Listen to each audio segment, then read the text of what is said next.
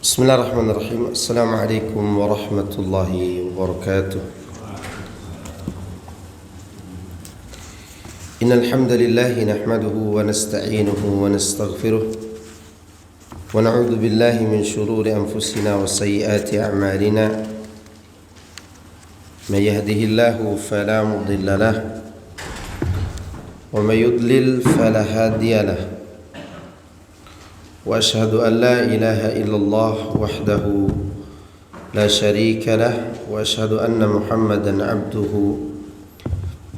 ورسوله صلى الله عليه وعلى آله وصحبه أجمعين وسلم تسليما كثيرا مزيدا. أما بعد. Jemaah sekalian, azani Allah wa iyyakum, tinggal hitung hari atau tinggal 2 atau 3 hari lagi insyaallah kita akan masuki bulan suci Ramadan. Bulan yang penuh dengan kemuliaan karena 3 perkara. Yang pertama, karena diturunkan Al-Quran padanya.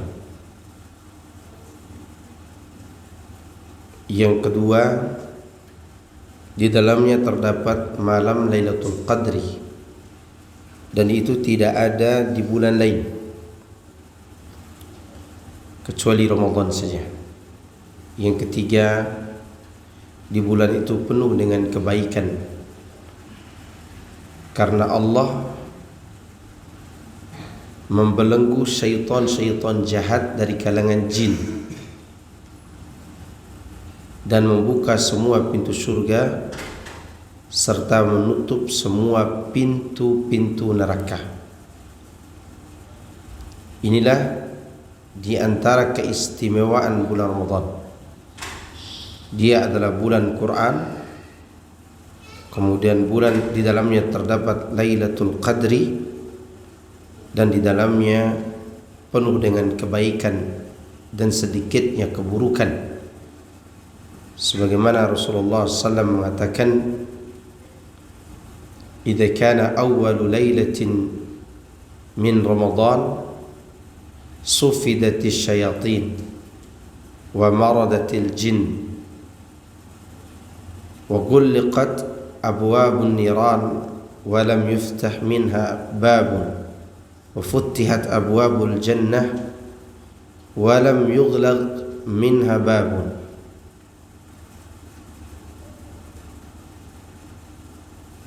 Apabila telah datang malam pertama bulan Ramadan, maka akan dibelenggu syaitan dari kalangan jin-jin jahat,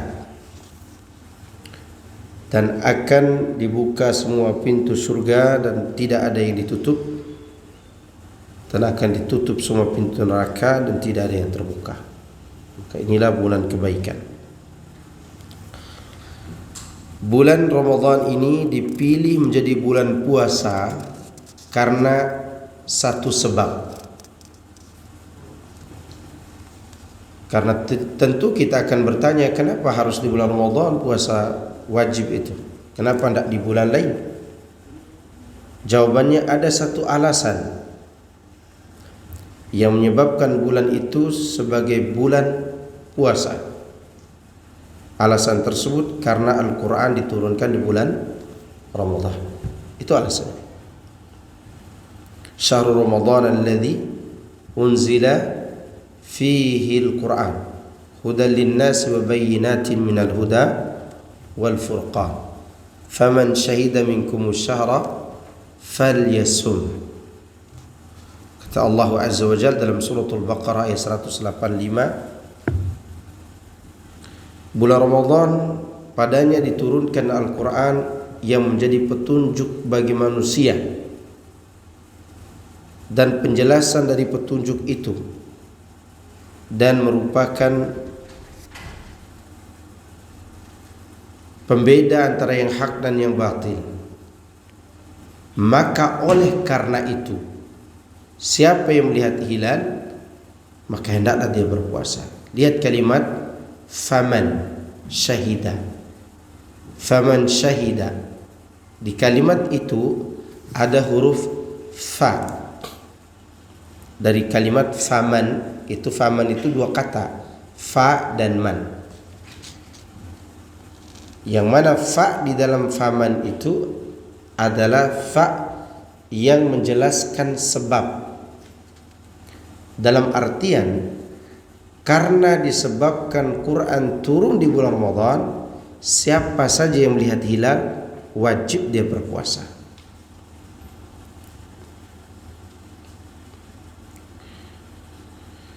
Inilah sebab kenapa Ramadan dipilih sebagai bulan puasa. Apa arti Ramadan dan apa arti puasa atau saum? Ramadan artinya panas, hal-hal yang berkaitan dengan panas. Kata kerja lampaunya banyak cara bacanya. Ada baca Ramadan, ada yang baca Ramadan. Intinya terjadinya panas yang sangat menyengat. Itu arti Ramadan.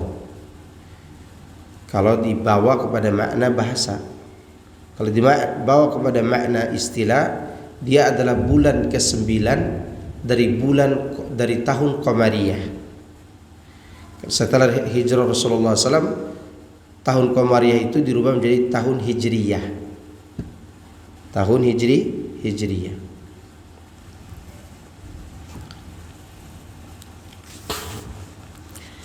Terus apa arti saum? Saum bahasa Arab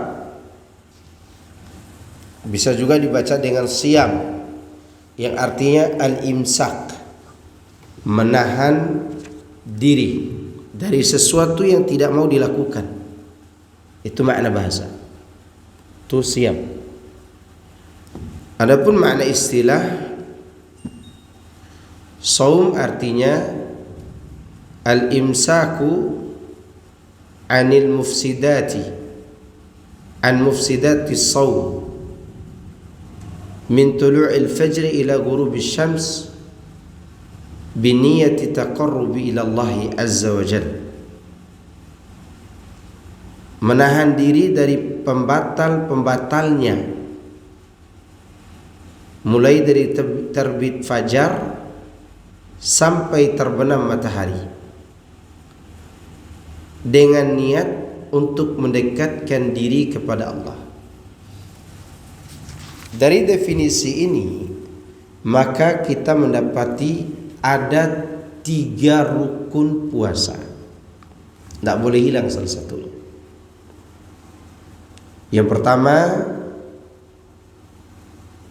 menjaga diri dari pembatalnya. Itu rukun pertama. Al-imsak anil muftirat. Rukun kedua berkaitan dengan waktu. Waktu yang sudah ditentukan, yaitu dari tulu'il fajri ila ghurubis syams. Kata Allah, wa kulu washrabu hatta yatabayyana lakumul khaytul abyadu minal khaytil aswadi minal fajr thumma atimmu siyama ila al-lail. Kata Allah, makan dan minumlah sampai jelas bagi kalian benang putih dari benang hitam di waktu fajar, yaitu waktu fajar. Kemudian sempurnakan siam kalian sampai malam, itu sampai matahari terbenam. Ini waktu, dan waktu itu harus ditunaikan. Hanya saja penentuan kapan tulu'ul fajr dan kapan ghurubis syams, kapan terbit fajar shadiq, kapan terbenam matahari, itu didasari dengan perkiraan yang kuat. Didasari dengan apa? Perkiraan. Kenapa kita harus sampaikan didasari dengan perkiraan? Agar nanti supaya kita tidak banyak was-was. Kita lagi mau minum, waktu di sini belum masuk subuh, di sana sudah adzan. Maka ketika kita mau minum, minum saja.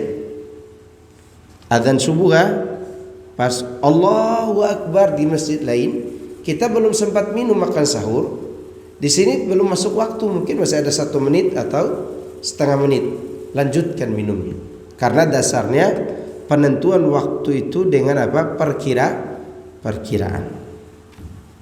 Kalaupun kita salah dalam minum, kita insya Allah tidak merusak puasa. Saya sengaja menyampaikan ini supaya tidak was-was nantinya.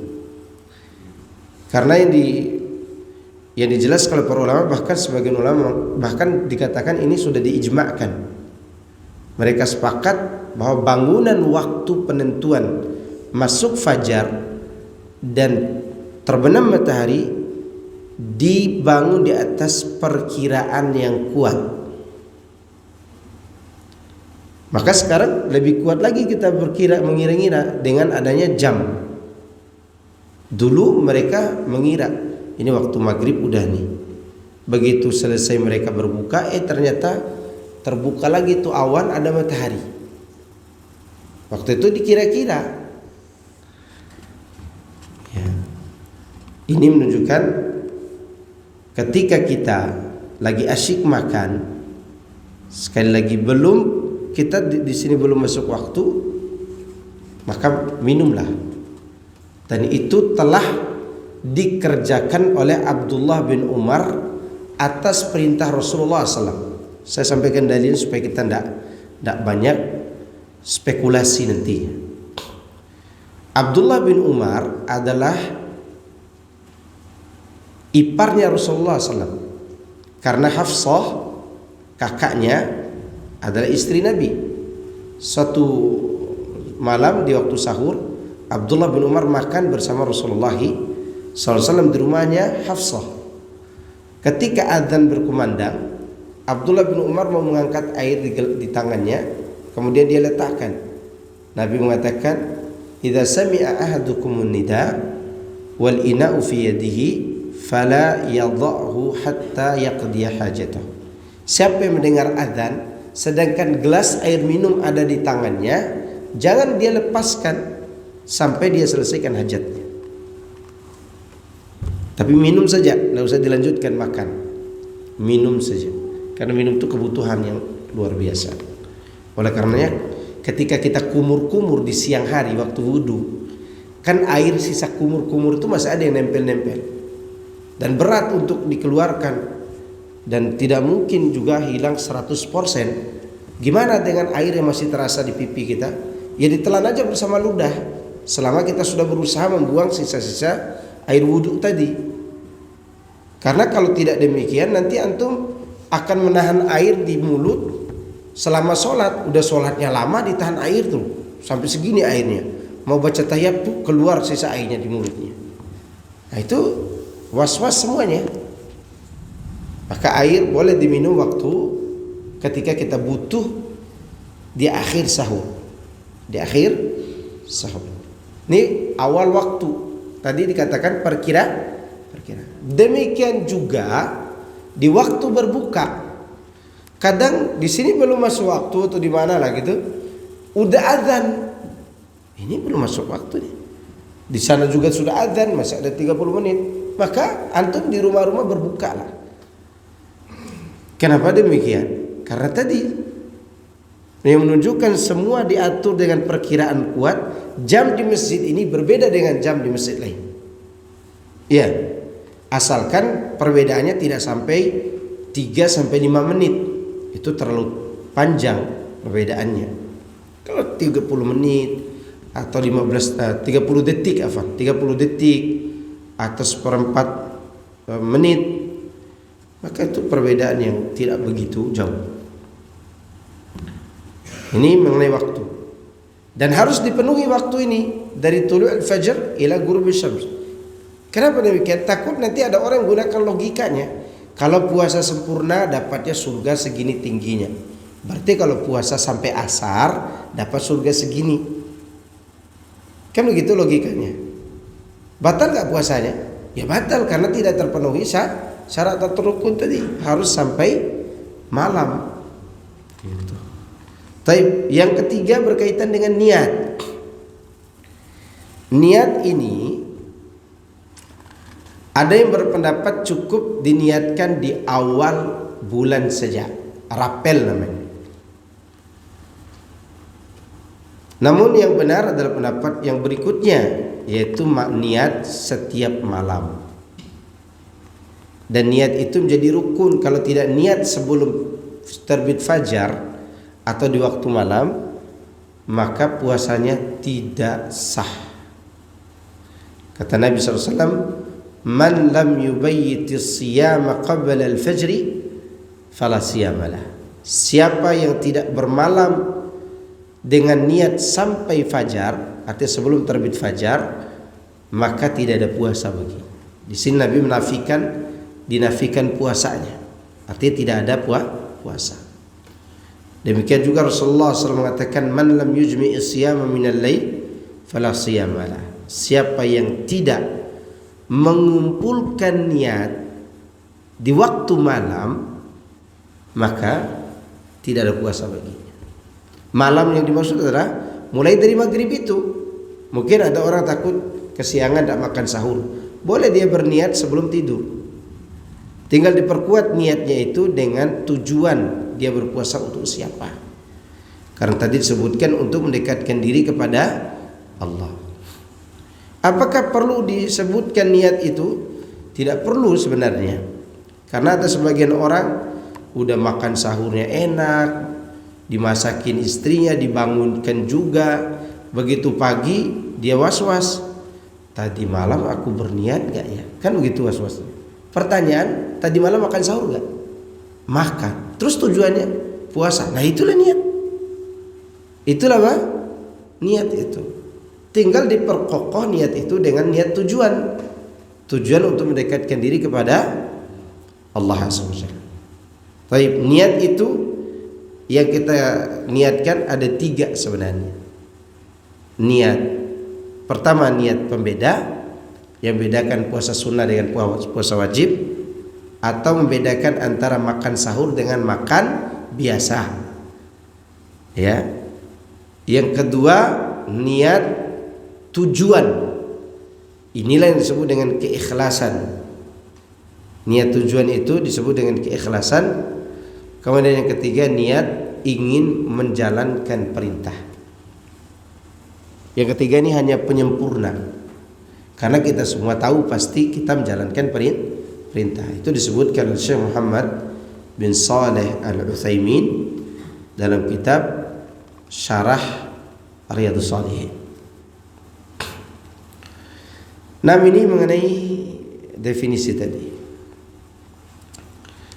Disebutkan dalam surah Al-Baqarah, Allah memanggil orang-orang yang beriman untuk berpuasa, untuk saum. Tapi saum yang berkualitas. Ana mau nanya kepada antum, apakah orang di luar agama Islam mampu melakukan puasa? Mampu enggak? Mampu. Oke, mampu. Tapi kenapa hanya orang yang beriman dipanggil? Kan semua orang mampu melakukan. Ayo. Seharusnya ya ayuhan nas, kan begitu. Tapi Allah manggil ya ayyuhalladzina amanu, berarti dikhususkan. Kenapa orang beriman yang dipanggil? Jawaban yang pertama, ini panggilan kasih sayang. Jadi Allah menyayangi orang-orang yang beriman. Bagaimana cara dia menyayangi kita? Dikasih tugas. Apa tugasnya? Diwajibkan atas kalian berpuasa. Itu cara Allah menyayangi kita. Itu poin pertama. Poin kedua, yang mampu mewujudkan puasa yang sebenarnya hanya orang beriman. Bagaimana puasa yang sebenarnya? Tercapai tujuan, la'allakum tattaqun, agar kalian bertakwa. Kalau hanya sekedar menahan lapar dan dahaga, selain kita pun ada yang mampu. Contoh penggunaan kata puasa, dari mana penggunaan kata itu? Itu bukan bahasa Indonesia, itu bukan bahasa Melayu, bukan. Itu bahasa Sanskerta yang dipakai oleh orang-orang Hindu dan Buddha untuk suatu istilah ibadah mereka, yaitu menahan makan minum untuk mendekatkan diri kepada Sang Maha Kuasa. Berarti mereka mampu berpuasa, mampu. Selain kita orang mampu, tapi mereka tidak mampu mencapai tujuan la'allakum tattaqun. Dan itu hanya bisa dilakukan oleh orang yang beriman. Maka sebelum kita berpuasa, seharusnya kita benahi pertama kali apa? Akidah, keyakinan, iman. Bahwa kita berpuasa ini karena memang yakin di sana ada surga, di sana ada hisab, di sana ada pertanggungjawaban atas amal kita, di sana ada pembalasan dan seterusnya. Terutama beriman kepada Allah Azza wa Jalla. Begitu cara kita berpuasa. Menahan lapar dan dahaga demi tujuan tadi, maka dibangunlah di atas keimanan. Allah mengatakan, wahai orang-orang yang beriman, telah diwajibkan atas kalian berpuasa sebagaimana diwajibkan atas orang-orang sebelumnya. Perhatikan kalimat ini, sebagaimana telah diwajibkan atas orang-orang sebelum kalian. Begini cara Allah memotivasi kita untuk beramal. Selain memerintahkan kita, selain menjelaskan tentang teori, dia juga memberitahukan nih contoh nih, bahwa sebelum kalian itu sudah ada orang yang berpuasa. Bukan kalian saja yang berpuasa pertama kali, bukan gitu maksudnya. Dari kalimat ini ada dua perkara yang kita dapat pahami. Kama kutiba 'alal ladzina min qablikum, ada dua perkara yang paling pokok. Pertama, bahwa Allah menyebutkan contoh agar kita mencontohi kebaikan orang-orang sebelumnya. Yang kedua, puasa itu termasuk pokok agama para nabi dan rasul, karena dia sudah ada sebelumnya. Berbeda dengan azan misalnya. Azan kan ada di zaman Rasulullah sallallahu alaihi wasallam, tidak ada di zaman Nabi Musa, Nabi Isa. Tapi puasa sudah ada, seperti sholat puasa itu, hanya cara yang berbeda. Orang terdahulu puasanya gimana? Tidak ada makan sahur. Tidak ada makan sahur mereka, kecuali kalau mereka tidak tidur semalam suntuk, maka mereka makan juga di akhir malam. Tapi kalau dalam satu malam itu mereka tidur, ketika bangun di waktu sahur tidak boleh mereka makan, karena tidur itu membatalkan kebolehan makan di malam hari. Di zaman dulu, zaman umat-umat sebelum kita. Berarti lebih berat enggak? Lebih berat. Kita bangun tidur kalau sebelum azan subuh, kita masih boleh makan. Bahkan Allah katakan makan dan minumlah sampai terbit fajar. Sedang mereka mau terbit fajar, sebelum terbit fajar, yang penting mereka sudah tidur, tidak boleh lagi makan. Umat terdahulu.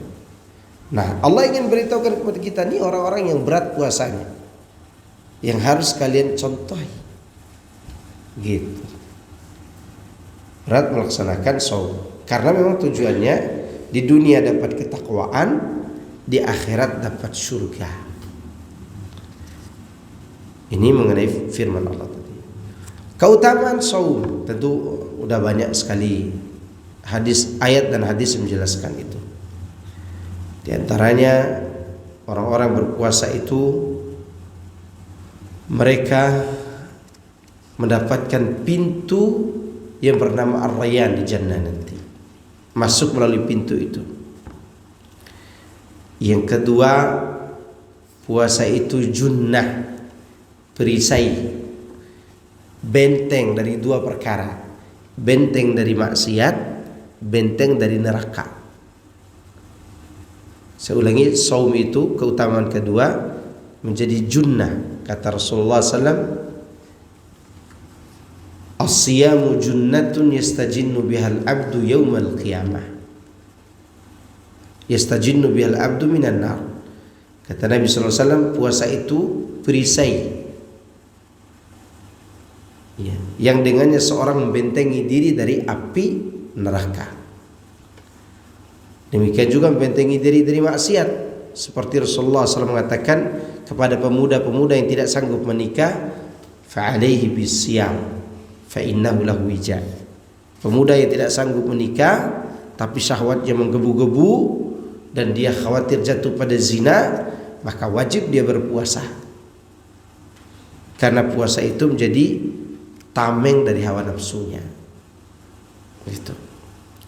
Ketiga, puasa termasuk amal yang nilai pahalanya hanya Allah yang tahu. Selain Allah tidak tahu. Ya. Kalau kita baca Quran, maka malaikat bisa mencatat amal kita baca Quran. Kalau puasa itu hanya Allah yang tahu.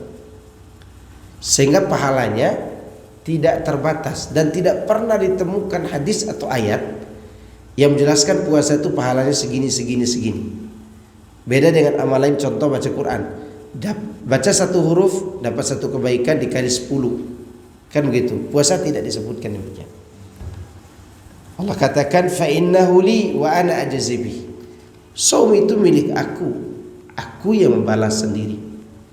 Dalam artian dia yang tahu pahalanya seberapa. Maka pahala puasa itu bisa dikatakan surprise. Iya. Antum nih dikenal baik oleh istri antum. Bisa antum setiap hari antum baik sama istri antum. Nanti pulang di kantor saya mau belikan anting dari emas. Antum beli 3 gram saya. Begitu antum bilang ana mau touring nih. Mau touring kepada istri antum. Tapi saya mau bawakan hadiah buat kamu. Istri antum percaya karena antum orang baik. Udah pergi touring aja. Yang dia bayangkan nanti pasti dibelikan mungkin 3 gram atau 4 gram emas lagi. Begitu antum pulang dikasihnya 1 kantong emas. Nih mas, hitung sendiri. Kira-kira senang gak dia? Senang. Karena antum gak janjikan berapa gram antum berangkat. Itu manusia ke manusia ya. Gimana dengan pahala dari Allah yang dia siapkan pahala itu bukan dari 1 rahmat, tapi dari 99 rahmat ditambah 1. Ini kita bagi-bagi dunia dari zaman Nabi Adam sampai runtuhnya dunia ini yang kita nikmati sekarang ini, dari awal kejadian bumi, langit dan bumi, itu baru 1 rahmat di dunia ini. Di surga berapa rahmat? 99 ada ditambah 1 ini. Jadi berapa? 100. Gimana besar nikmat itu? Antum bisa kerja, kata bos nanti ada hadiah buat ente. Dan antum tahu bos itu tidak pernah bohong. Tapi kerjanya ini ya, ini kerjanya. Tidak dikasih tahu oleh dia berapa hadiahnya. Begitu antum selesaikan pekerjaan dengan baik, penuh dengan ketekunan dan ilmu, dikasihnya oleh bos rumah dengan mobil Fortuner. Gembira enggak? Gembira. Surprise. Begitulah puasa. Lebih dari semua itu. Oleh karena Rasulullah SAW ketika ditanya oleh seorang sahabat, ya Rasulullah, dullani ala amalin yudkhiluni al-jannah atau adkhulu bihi al-jannah. Ya Rasulullah, tunjukkan aku satu amal yang dengannya aku bisa masuk surga. Nabi mengatakan, alaika bisyam la mithlalah. Hendaklah kau berpuasa, tidak ada yang semisal dengan. Itulah keutamaan. Masih banyak lagi keutamaan yang lain. Seperti bau mulutnya orang berpuasa lebih wangi di sisi Allah di hari kiamat. Kemudian dia bergembira dengan berbuka serta bergembira dengan apa? Bertemu Allah bersama puasanya. Bergembira ketika berbuka bukan karena lihat es campur, bukan. Apalagi lihat asinan, bukan itu yang buat dia bergembira. Tapi dia bergembira karena sukses menjalankan ibadah. Itu membuat dia gembira. Itu makna yang paling tepat. Seorang hamba bergembira dengan apa? Ibadahnya. Karena dia sanggup melaksanakan puasa dari terbit fajar sampai terbenam matahari. Dan ditambah dengan kegembiraan berbuka itu sendiri. Ya. Serta gembira ketika Idul Fitri. Gembira ketika apa? Idul Fitri. Maka ketika Allah katakan walitukmilul iddata walitukabbirullaha ala ma hadakum wa la'allakum tashkurun. Hendaklah kalian sempurnakan bilangan-bilangan hari bulan Ramadan itu untuk berpuasa, dan bertakbirlah kepada Allah di saat Idul Fitri, ya, sesuai dengan yang Allah tunjukkan kepada kalian, dan agar kalian bersyukur. Bersyukur berarti orang bergembira. Bersyukur atas apa? Bukan karena beli baju baru, bukan. Tapi bersyukur atas nikmat ibadah-ibadah di bulan Ramadan. Itu bergembira. Gembira di dunia. Nanti di hari kiamat gembira bertemu dengan Allah subhanahu wa ta'ala dengan membawa puasa. Sehingga nanti puasa, ketika seorang hamba dihisab oleh Allah, tiba-tiba ada dua amal yang menghampirinya. Hamba tersebut dihampiri oleh dua amal ketika dihisab oleh Allah. Amal yang pertama adalah baca Qur'annya, amal kedua adalah saumnya. Kata puasa, kata saum, ayya rabbi mana'tuhu minat ta'ami wa syahwati fasyafi'ni fihi. Wa yaqulul Qur'an mana'tuhu minan naumi bil lail fasyafi'ni fihi fayusyaffa'ani. Wahai Rabbku, kata puasa, dulu di dunia aku menghalangi hambamu dari makan dan syahwat di siang hari. Berilah aku kesempatan untuk memberinya syafaat. Lalu Quran berkata lagi, akulah yang menghalangi hambamu dari tidur di malam hari karena sibuk membaca aku. Maka berikan aku kesempatan untuk memberinya syafaat. Kata Nabi SAW, fayusyaffa'ani. Keduanya diizinkan untuk memberi apa? Syafaat. Gimana tidak gembira itu? Antum lagi dihisab ini. Hisab itu termasuk kondisi hari kiamat yang seseorang tidak perhatikan siapapun kecuali dirinya. Ada 3 kondisi yang paling menakutkan di hari kiamat. Di mahsyar menunggu hisab, waktu dihisab, dan waktu disirat. Sebagaimana disebutkan oleh Aisyah radhiyallahu anha. 3 ini adalah perkara yang mengerikan. Di antaranya hisab. Seorang hamba ketika berada di posisi hisab, itu posisi yang sangat menegangkan. Antum coba ingat waktu sekolah dulu, bolos, dipanggil kepala sekolah, ada catatan antum juga bolos. Begitu dipanggil Amiruddin, udah gemetaran dengkulnya itu. Ini kepala sekolah dari Makassar ini, keras lagi. Bisa begitu. Udah takut duluan dia. Kemudian diberitahukan, nih, kau begini. Nih, kau loncat pagar. Tanganmu berdarah karena kena beling di tembok sekolah. Dicatat. Tiba-tiba ada 2 orang datang atau 1 orang datang membela dia. Oh, dia keluar kemarin tuh karena dia menolong orang yang hampir ditabrak. Kemudian dia pun selamat dari hukuman sekolah. Gembira enggak? Gembira. Udah tegang-tegangnya dia dihukum waktu dia bolos. Begitu ada yang membela, dia gembira. Bayangkan ketika di hari kiamat dosa kita ini begitu banyak. Begitu banyak. Bahkan kita tidak bisa menghitung dosa kita. Hanya Allah yang Maha tahu. Dikala kita tahu diri kita banyak salah, banyak dosa, dihisab oleh Allah, tiba-tiba ada yang datang membela kita, dan keduanya diizinkan membela. Gimana gembiranya? Luar biasa. Dibela di saat kita tegang, itu sesuatu yang luar biasa. Seorang pembunuh saja, kalau ada yang membela dia di pengadilan, diringankan dari hukuman mati menjadi hukuman 20 tahun penjara, gimana gembiranya coba?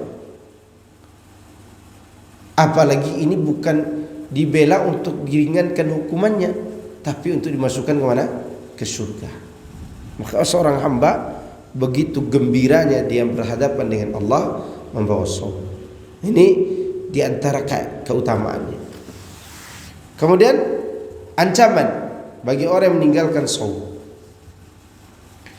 Ancaman bagi mereka yang meninggalkan saum, nanti mulut mereka robek dan urat besar di balik tumitnya itu akan dicongkel dan digantung ke atas.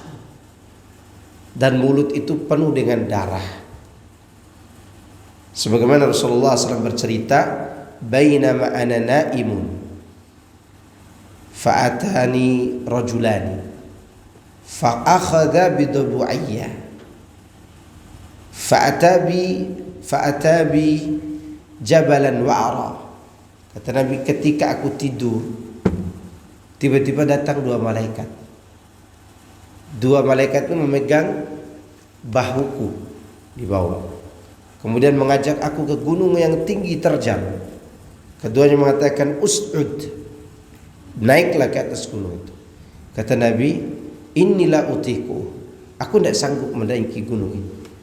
Kata malaikat itu, sanusahhiluhu lak, kami akan membantumu naik. Maka Nabi pun naik. Tiba-tiba di kegelapan gunung Nabi mendengar suara yang mengerikan. Kemudian Rasulullah SAW bertanya kepada malaikat, ma hadhil aswat, ini suara apa? Kata malaikat, hadhihi awa'u ahli nar, ini suara rintihan penduduk neraka. Lalu Rasulullah SAW pun dibawa ke satu tempat. Tiba-tiba dia berada di satu kaum yang sedang digantung urat besar di belakang tumit ini. Kemudian mulutnya robek dan mengalirkan darah. Rasulullah SAW bertanya, man haulai, siapa mereka ini? Kemudian malaikat menjawab, alladzina yuftiruna saumahum qabla tahillata saumihim. Alladzina yuftiruna qabla tahillata saumihim. Mereka yang berbuka sebelum waktu berbuka, membatalkan puasa. Itu hukumannya, dan sangat berat sekali. Kemudian apa saja? Tentu hukum puasa kita sudah tahu, hukumnya wajib dan tidak perlu dibahas terlalu panjang lebar.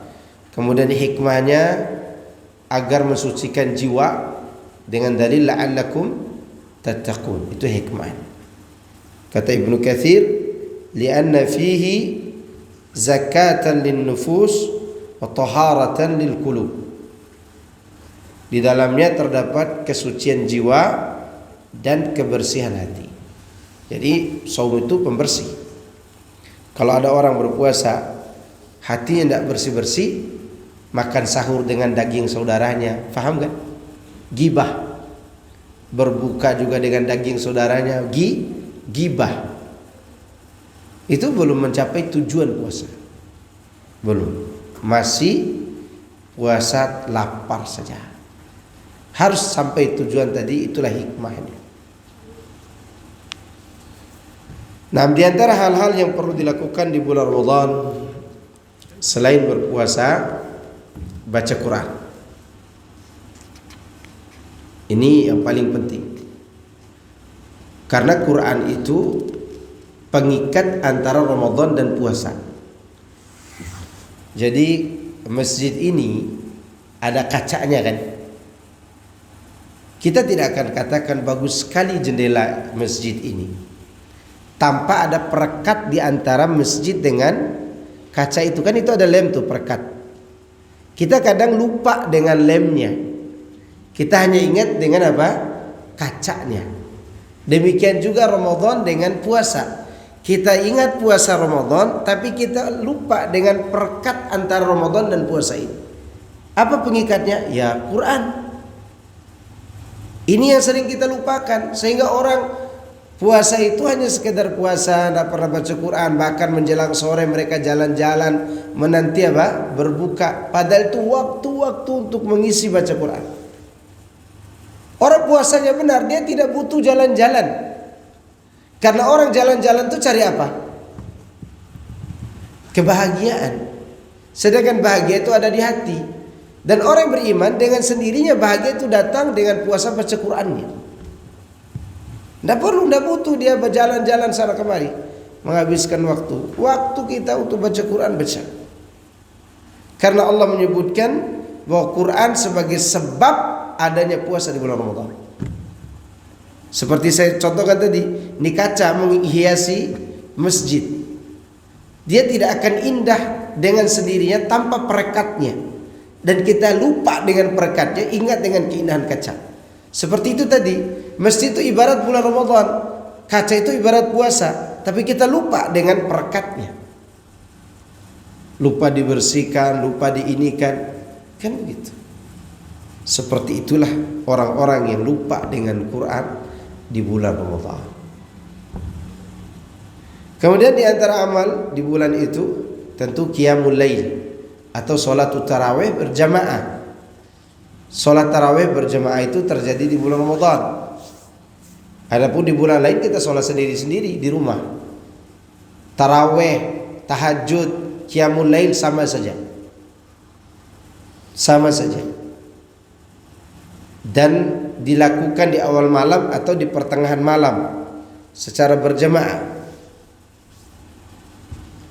Itu salatu at-tarawih. Kata Nabi SAW memotivasi kita, man qama ramadhana imanan wa ihtisaban ghufira lahu ma taqaddama min dhanbi. Siapa yang melakukan salat malam di bulan Ramadan dengan penuh keimanan dan mengharap pahala, maka akan diampunkan dosa-dosa yang telah lalu. Sini Rasulullah memotivasi kita sholat tarawih dengan janji akan dihapuskan dosa. Karena memang sholat sunnah di bulan Ramadan itu sebesar pahala sholat wajib di bulan lain. Merugi orang meninggalkan sholat tarawih hanya karena sibuk. Belum lagi dia meninggalkan sholat tarawih karena takut imamnya panjang bacaannya. Ya memang itu yang dicari. Yang kita cari waktu sholat tarawih itu seharusnya kita berjuang sampai seletih-letihnya. Karena janjinya adalah akan diampunkan dosa dan pahala surga. Ya kalau pahalanya cuma sekedar dapat kulkas dan minyak goreng, ya tidak perlu capek-capek beribadah. Tinggal ikut lomba lari karung. Ini pahalanya surga, diampuni kesalahan. Di mana gara-gara kesalahan itu kita akan binasa di hari kiamat. Maka menjalankannya juga harus sabar karena memang berat. Mendapatkan hadiah yang besar tadi harus ikut serta dalam ujian. Ya ujian berdiri di belakang imam. Ada orang mau sholatnya qul huwallahu ahad saja bacaan. Dengan dalil bahwa qul huwallahu itu sepertiga Quran. Iya, sepertiga Quran. Sepertiga Quran, betul, itu keutamaannya. Tetapi tidak dibaca terus waktu sholat tahajud. Karena sholat tahajud itu butuh yang panjang. Ada orang sholat, sudah sholat 11 rakaat, bacaannya 2 ayat. Ya. Bacanya harus panjang karena memang itu yang diinginkan. Jangan cari masjid yang bacaannya pendek, kemudian sholatnya seperti ayam mematok makanan. Ya kapan sholatnya? Itu main-main. Belum alhamdulillah rabbil alamin. Sholat apa itu? Itu main-main, itu merusak agama. Sama juga seperti orang yang bacaannya cepat, kemudian ruku sujudnya cepat, mau selesai. Ini usah ikut tarawih sekalian, biar orang tenang sholat. Kapan lagi kita bisa konsisten melakukan sholat malam dengan penuh semangat kecuali di bulan Ramadan? Dan sholat tarawih itu menurut Aisyah, menurut siapa ini? Aisyah, bahwa sholat itu jumlahnya 11 rakaat. Itu menurut siapa? Aisyah. Kalau kita sudah katakan menurut Aisyah, sebenarnya tidak bisa terbantahkan. Kenapa? Karena Aisyah itu istri Rasulullah SAW, dan tentu dia tahu perilaku suaminya dalam ketaatan dia kepada Allah. Nabi tidak pernah menambah 11 rakaat, baik di Ramadan maupun di luar Ramadan. Pengakuan siapa? Aisyah. Kalau ada pendapat lain dari ulama mazhab, silakan Anda berpendapat, tapi jangan goyahkan pendapat istri Rasulullah sallallahu alaihi wasallam yang 11 rakaat tadi. Jangan. Ya, dan itu yang menjadi pegangan kita. Karena Aisyah termasuk orang yang banyak meriwayatkan hadis Nabi. Setelah Abu Hurairah, ya Aisyah peringkat kedua. Maka periwayatan Aisyah itu dipercaya. Tapi ini jumlah. Bagaimana dengan orang yang melaksanakan 23, 21 dan seterusnya? Wallahu a'lam. Kalau mereka berilmu tentang itu dan punya alasan, maka kita tidak berani juga mengatakan itu bid'ah. Tetapi kami berpegang dengan pengakuan ibunda kita Aisyah radhiyallahu taala anha. Taib, ini mengenai salat tarawih. Amal yang ketiga setelah baca Quran, salat tarawih, yang ketiga ini paling penting juga. Banyak bersedekah, karena tujuan antum berpuasa diantaranya untuk merasakan laparnya orang-orang miskin. Oh begini orang miskin itu lapar, sehingga ini motivasi kita untuk membantu mereka. Nabi itu sangat dermawan, dan sangat dermawan lagi ketika Ramadan. Dan dermawannya Nabi SAW itu lebih cepat daripada tiupan angin. Itu Rasulullah SAW sensitif, peka. Ya, di antara kepekaan contoh kedermawan beliau di bulan Lail. Abu Hurairah pernah dilewati Abu Bakar. Bukan berarti Abu Bakar itu tidak dermawan, bukan. Tapi tidak sepeka Nabi SAW. Abu Bakar lewat, Abu Hurairah lagi lapar. Salam Abu Bakar kepada Abu Hurairah. Abu Hurairah mengira Abu Bakar akan mengajak dia makan ke rumah. Ternyata Abu Bakar tidak tahu kalau Abu Hurairah ini lapar. Lewat saja setelah salam, ngobrol sebentar. Kemudian lewat lagi Umar, demikian juga keadaannya. Tidak diajak Abu Hurairah makan. Tapi begitu Rasulullah lewat, Rasulullah tahu ini orang lapar, dibawa ke rumahnya. Ternyata di rumah Rasulullah tidak ada makanan kecuali semangkok susu. Dan itu pun dipanggil lagi Ashabus Sufa di masjid, kurang lebih 70-an orang untuk meminum semangkok susu. Karena Abu Hurairah taat kepada perintah Nabi, susu itu tidak habis-habis sampai diminum oleh semua orang, termasuk Rasulullah SAW. Itu contoh kedermawaan beliau. Ya, kita mungkin tidak sanggup mengikuti semuanya, tapi setidaknya kita juga harus tahu bahwa di luar sana ada orang yang lapar seperti yang kita rasakan waktu puasa. Itu disuruh kita peka, disuruh kita sensitif untuk apa? Membantu orang lain. Kemudian yang keempat ya. Keempat, memburu malam Lailatul Qadri. Ingat tuh, jangan memburu baju baru. Ini berebut baju baru, diskon besar-besaran di akhir Ramadan. Nanti aja ada masanya, kita tidak usah terlalu tertarik dengan diskon itu. Kan orang ke mall kemana di akhir Ramadan itu karena tertarik dengan apa? Diskon. Diskon hari Lebaran. Padahal di sana ada diskon yang lebih besar dari itu. Diskon amal. Nabi SAW mengatakan, "Man qama Lailatul Qadri imanan wa ihtisaban, ghufira lahu ma taqaddama min dhanbi." Siapa yang salat malam di Lailatul Qadri dengan penuh keimanan dan dapat pahala, maka diampunkan dosa yang telah lalu. Inilah amal yang mengikat keutamaan lebih baik pada 1000 bulan itu. Salat malam. Yang dalam ayat Al-Quran disebutkan, Lailatul Qadri khairun min alfi syahr. Lailatul Qadar itu lebih baik daripada 1000 bulan. Dan semua orang malam itu mendapatkan Lailatul Qadri. Semua orang. Tetapi mereka tidak dapatkan keutamaannya, kecuali mereka yang melakukan sholat malam. Begitu cara kita memburunya, mencari Lailatul Qadar, sehingga kita dapat bonus amal sholat malam seperti lebih daripada 1000 bulan. Itu bonusnya. Sholat malam semalam di Lailatul Qadri itu dipahalakan lebih daripada sholat malam 1000 bulan atau 83 tahun. Kalau kita dapatkan 10 kali saja Ramadan dan dapat 10 kali sholat malam di Lailatul Qadri, itu 10 tahun kita sudah beramal sholat malam lebih daripada 830 tahun. Sedangkan umur kita tidak sampai 70 atau 80 tahun. Nah, itu bonus yang dicari. Ini dicari bonus pakaian, celana baru, topi baru, baju baru. Ya.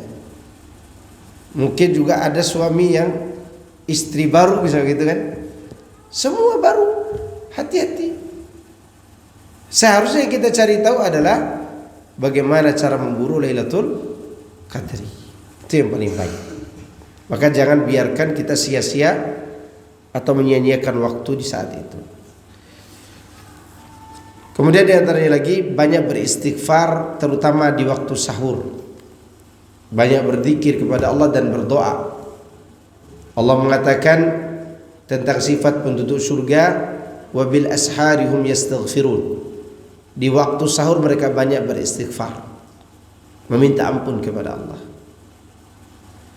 Kemudian Allah berkata tentang doa, Allah mengatakan wa idza sa'alaka ibadi anni fa inni qarib fa ujibu da'watad da'i idza da'an falyastajibu li wal yu'minu bi la'allahum yarshudun. Apabila hambaku bertanya tentang aku, maka sungguhnya aku ini dekat. Aku menjawab doa orang-orang yang berdoa kepadaku.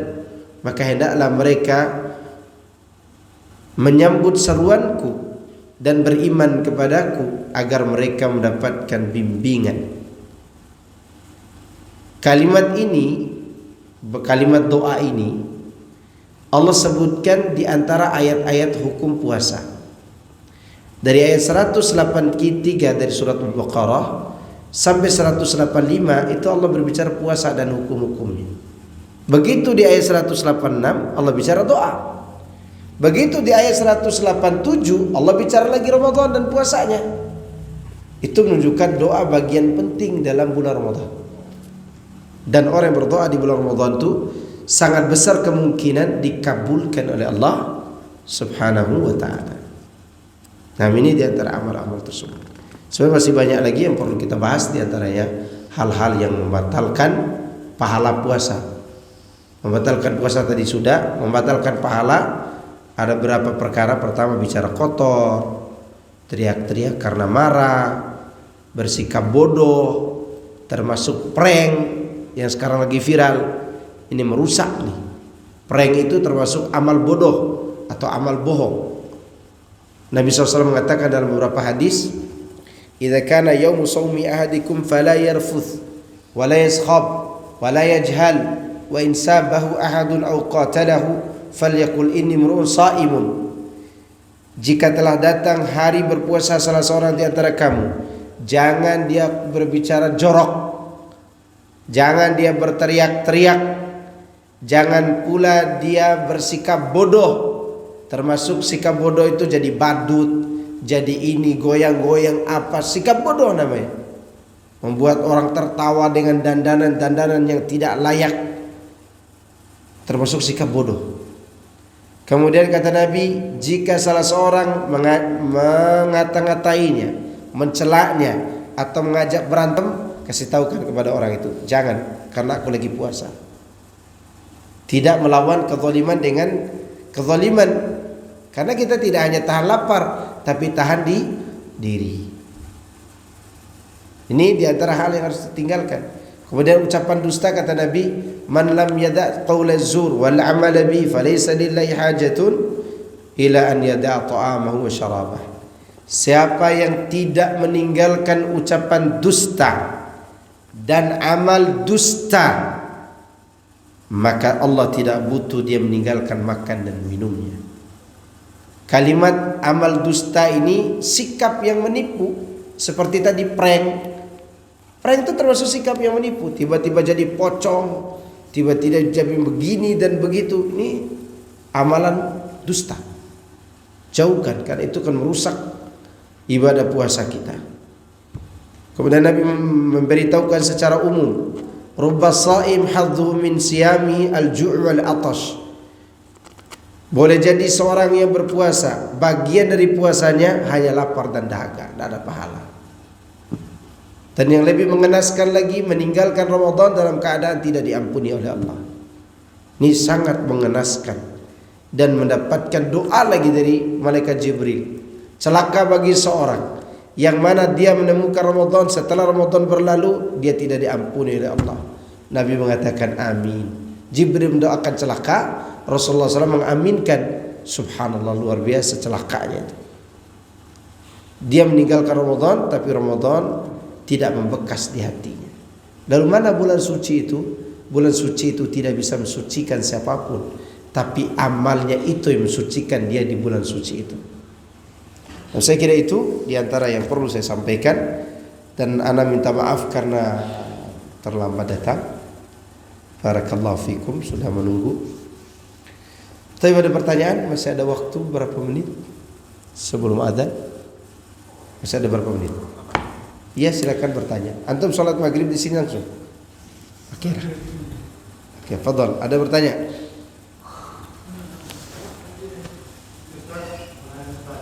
Fadhal. Ana minum ya.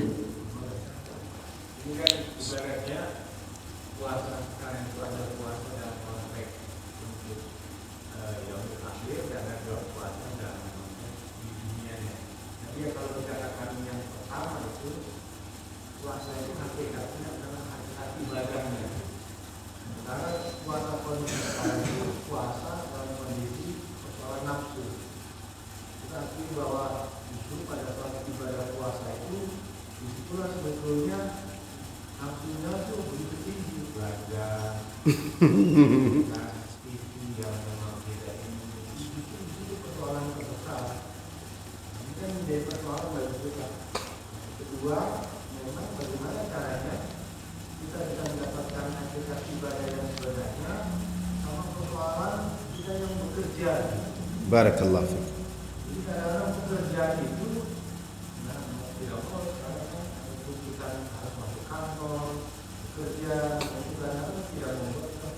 Barakallahu fiikum. Saya jawab yang kedua dulu ya. Bekerja tidak ada bertentangan dengan puasa, karena kerja itu bagian ibadah di bulan itu. Sebagaimana di bulan lain kerja itu adalah ibadah, di bulan itu pun jadi ibadah. Maka niatkan dengan baik-baik kerja kita itu untuk menafkahi anak istri. Oh, itu pahalanya besar banget. Orang kasih ke anak yatim aja begitu besar pahalanya, gimana kepada anak istri? Rasulullah pernah ditanya, ya Rasulullah, aku punya berapa dinar, berapa emas? Ini untuk orang miskin, ini anak yatim, ini untuk jihad di jalan Allah.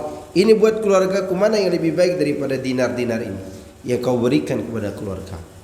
Itu menunjukkan mencari nafkah bagian dari ibadah. Hanya saja selama ini kita selalu bersandar pada pekerjaan kita. Itu masalahnya.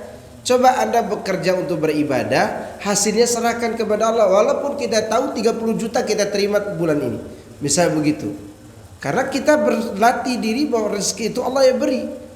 Kalau antum gaji 50 juta sebulan, antum udah pikirkan 50 juta, tapi bayar kredit rumah, mobil ini, stres duluan. Karena antum jadikan kerja bukan lagi ibadah, tapi untuk tujuan. Jadikan ibadah, termasuk ibadah itu. Dan itu tidak bertentangan. Yang bertentangan adalah jika pekerjaan mencari baju baru, mencari ke ini dan itu bertentangan dengan ibadah itu sendiri. Kan itu amal mubah yang dinalurikan kepada manusia. Manusia diberikan naluri dan tabiat suka rumah bagus, istri yang baik, anak-anak yang baik, kendaraan yang bagus, pakaian juga yang bagus, ada bisnis, ada perdagangan, takut rugi. Itu tabiat manusia. Namun jika tabiat ini menghalangi kedekatan diri kepada Allah, baru bermasalah. Terus gimana caranya supaya dia tidak menjadi masalah penghalang ibadah? Masalahnya adalah perbaiki iman. Karena Allah panggil orang yang beriman. Yakinlah bahwa kerja kita itu tidak seberapa dengan besarnya para surga kalau bertentangan. Tapi kalau ada pertentangan, tidak ada masalah. Karena itu tabiat manusia, apalagi diniatkan untuk mencari ridha Allah. Misal seorang, saya mau uang ini dipakai beli rumah bagus tanpa harus menjadi melalui hal-hal yang haram. Lalu beli rumah bagus. Orang bilang sombong kali rumahnya bagus. Jangan dengarkan. Anda luruskan niat untuk menampakkan nikmat Allah, dapat pahala. Dapat pahala. Itu aja dapat pahala. Maka disebutkan dalam sebuah hadis, Innallaha jamilun yuhibbul jamal. Di sini ada dua potongan hadis yang bagus sekali untuk dibahas. Kalau ada waktu nanti di luar bulan Ramadan. Sungguhnya Allah itu indah dan menyukai keindahan. Allah itu indah meliputi indah zatnya yang tidak bisa diterawang, indah sifatnya yang bisa dipelajari, indah perbuatan yang bisa kita lihat, indah pula nama-namanya yang bisa kita tadaburi. Itu keindahan Allah. Itu poin pertama, innallaha jamil. Kemudian selanjutnya yuhibbul jamal. Jamal di sini umum. Allah menyukai keindahan, keindahan di sini umum. Ada keindahan ibadah seperti puasa, ada keindahan yang bersifat mubah seperti rumah, pekerjaan dan seterusnya. Jika semua itu kita lakukan untuk menggembirakan, menampakkan keindahan yang Allah berikan, maka semua akan bernilai pahala. Barakallahu fikum. Masih ada waktu. Fadhal. Ana sholat di sini sekalian.